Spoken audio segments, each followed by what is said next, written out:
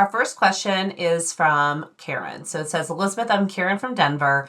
I'm 3 years out from retirement. I just tried living on my retirement budget for a month and I blew through an extra $1,800. I thought I had this figured out. Should I push back my retirement date or is there a way to make this work? So first, Karen, I would say just take a deep breath. So you're 3 years out, which is great. As we like to say, you generally want to be doing that dress rehearsal at least 1 year out. So you're already ahead of the game here. However, we do need to figure out what happened with this $1,800. So, typically most people are underestimating how much they are actually going to be spending on a monthly basis in retirement. So what I would do is I would go back and look at what was my average spend over the last 12 months on a monthly basis. And is that number that I was doing my dress rehearsal with realistic or not? And then figure out how close am I to being able to get to that real number that I have. It may be that $1,800 last month was a one-off, but we also have to make sure that we're accounting for those because those big expenses are going to happen in retirement too.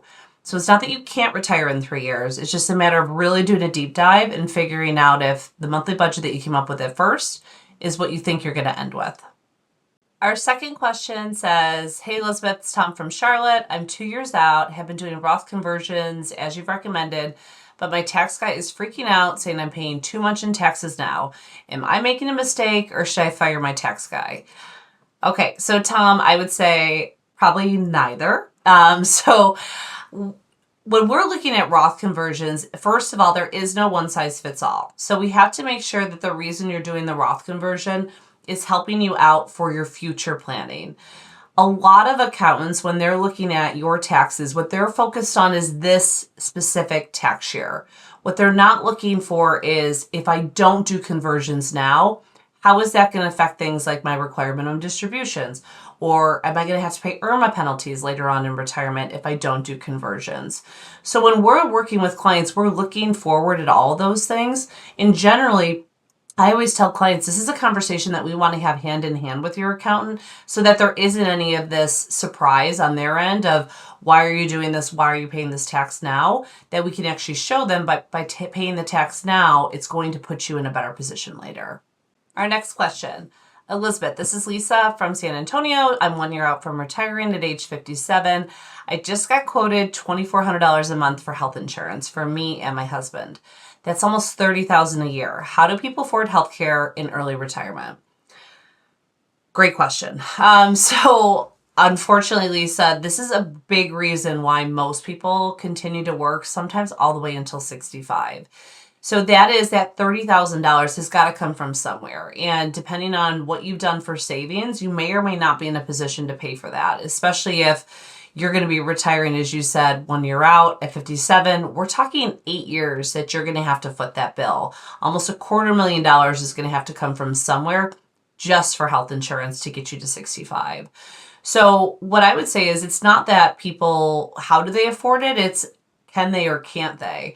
So I would take a big look as to what types of assets that you have. Do you have the savings to be able to support drawing an income and being able to pay for that extra health insurance until 65 hits?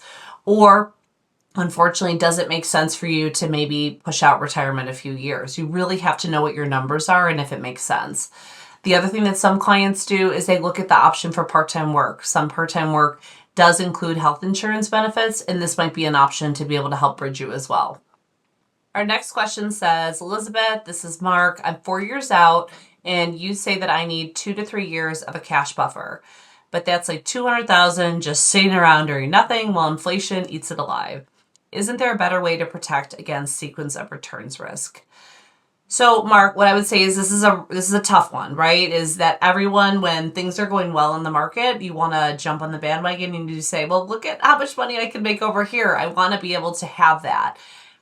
What I'd like you to do is take away those emotions of like the fear and the greed, right? The two emotions that most people feed on when it comes to investing.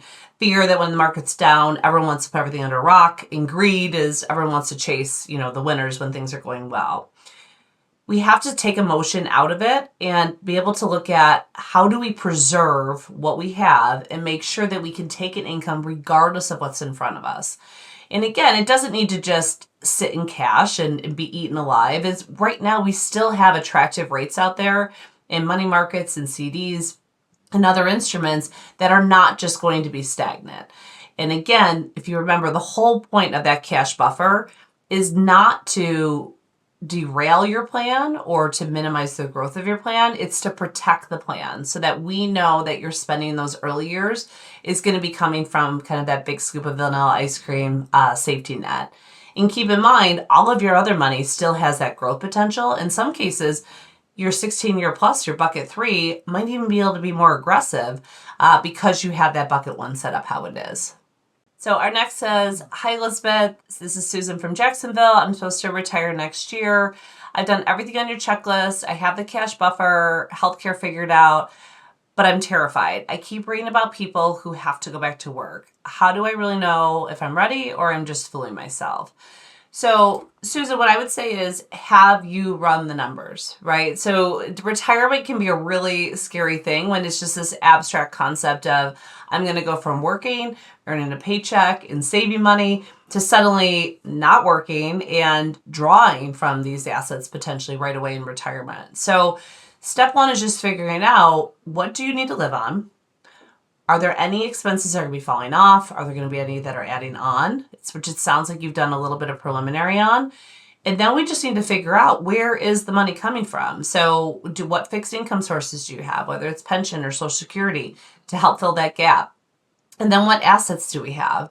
And if you're really nervous still above and beyond that about the what ifs that might happen in life, is let's make sure that we add some buffer to that, whether it's adding an inflation buffer or maybe just a guardrail each year of saying, okay, Susan, you can spend up to an additional X so long as you have the assets to support it. And then in your mind, that gives you the confidence to know this is my monthly budget, but if something comes up, here's what else I have to draw upon.